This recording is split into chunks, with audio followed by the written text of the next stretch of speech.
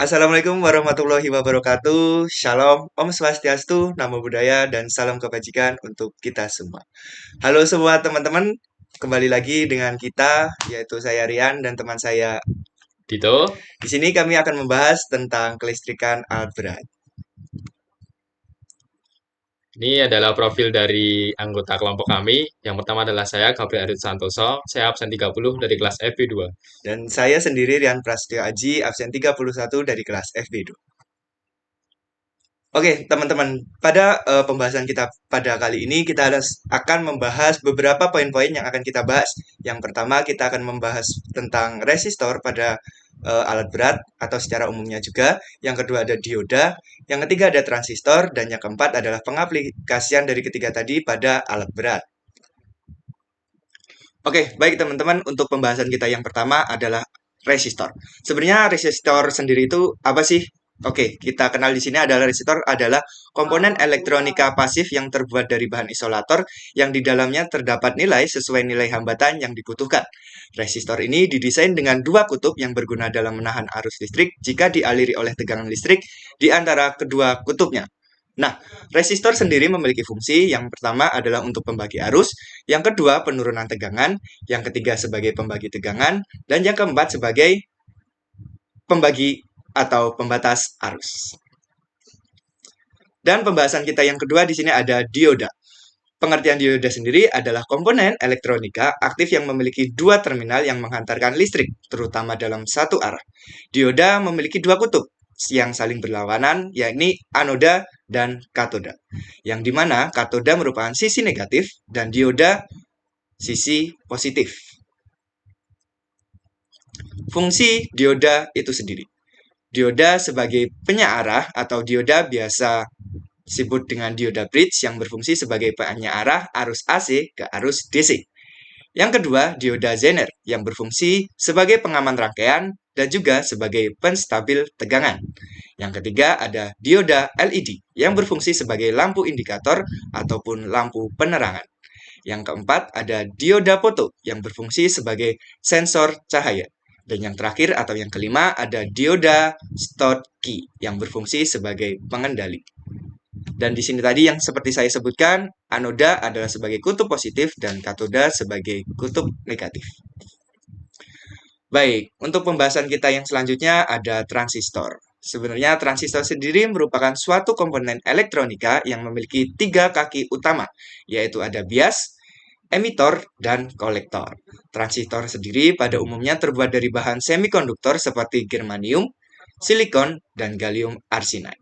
Nah, untuk fungsi transistor sendiri yang pertama ada sebagai penguat sinyal atau arus, yang kedua pemutus dan penyambung arus, yang ketiga modulisasi sinyal, yang keempat menstabilkan tegangan, yang kelima ada sebagai elemen dasar IC, dan yang terakhir ada sebagai komponen mikroprosesor. baik, saya akan menjelaskan tentang rangkaian kelistrikan pada alat berat. Jadi, rangkaian kelistrikan pada alat berat itu dibagi menjadi dua rangkaian, yaitu rangkaian alternator dan juga regulator. Nah, pada alternator terbagi menjadi tiga komponen utama, yaitu ada stator, ada dioda, dan juga ada rotor. Kemudian, di regulator juga terdapat tiga komponen utama, yaitu ada resistor, ada transistor, dan juga ada kapasitor. Nah, saya akan menjelaskan bagaimana arus listrik tersebut mengalir. Pertama, itu terdapat tiga lilitan pada stator koil. Ada lilitan pertama, lilitan kedua, dan lilitan ketiga. Kemudian, rotor koil ini akan berputar ketika mesin berputar. Nah, rotor koil ini berfungsi untuk membangkitkan medan magnet. Jadi, ketika ingin itu berputar, koil juga ikut berputar. Kemudian, rotor ini akan menginduksi lilitan pada stator. Kemudian, lilitan ini akan menghasilkan listrik dengan jenis AC. Nah, setiap lilitan ini terhubung ke tiga dioda, yaitu dua dioda positif, yaitu yang atas dan yang kanan, dan juga satu dioda negatif yang ada di bawah sini. Kemudian, dioda rectifier yang ada di atas, ini berfungsi untuk mengisi baterai. Kemudian, listrik yang terbentuk dari dioda yang atas ini adalah listrik DC setengah gelombang. karena tidak ada kapasitor sehingga bentuknya setengah gelombang. Kemudian dioda yang tersambung ini, yang di kanan akan tersambung ke R. Nah, fungsinya adalah untuk mensuplai power ke regulator dan juga membangkitkan medan magnet di rotor coil karena di sini ada saluran yang terhubung ke rotor coil. Nah, kemudian setelah melewati R, maka regulator akan teraliri listrik dengan jenis DC dan gelombangnya itu full. Nah, di regulator ini arus listrik pertama kali masuk ke R1. Ke R1, lalu ke transistor. Nah, di transistor ini arus listrik akan mengalir ke basisnya, transistor, atau di B, basis. Nah, kemudian saat basis ini teraliri listrik, itu basis menjadi aktif, kemudian karena basis aktif, maka C ini terhubung ke E. Atau bisa disebut kolektor akan terhubung ke emitor. Nah, terhubungnya kolektor dan emitor ini memungkinkan arus listrik dari rotor coil ini untuk kembali ke ground. Nah, di sini juga terdapat arus listrik yang mengalir ke R3, R4, dan R5. Jadi, R3, R4, dan R5 ini biasa disebut sebagai rangkaian diverter atau rangkaian yang berfungsi sebagai pembagi tegangan dan membatasi arus dan tegangan. Lalu di sini juga terdapat dioda Zener, yaitu ketika arus listrik yang mengalir ke R3 dan R4 itu sudah dikurangi tegangannya, maka akan jalan ke dioda Zener ini. Nah, apabila dioda Zener itu tegangannya tidak melebihi batas, maka arus listrik tidak dapat melewati dari arah sini. Nah, fungsi dioda Zener sendiri adalah menjaga tegangan agar tidak melebihi tegangan yang diizinkan. Nah, tegangan yang diizinkan pada peralatan alat berat itu biasanya berkisar dari 27 sampai 29,5 volt. Nah, di sini ada kapasitor, 2 kapasitor. Nah, saat arus listrik tidak dapat melewati dioda Zener, maka arus listrik akan masuk ke kapasitor di sini. Nah, kapasitor ini akan berfungsi sebagai menyimpan tegangan.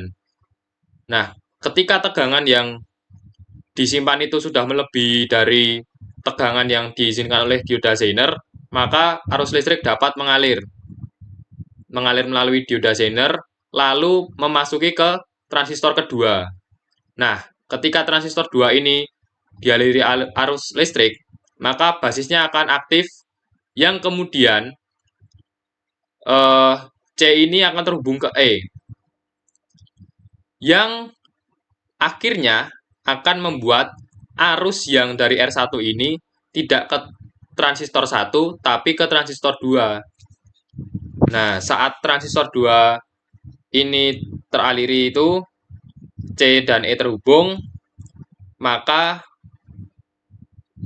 medan magnet dari rotor coil tidak bertemu ground, yang berarti medan magnet berkurang.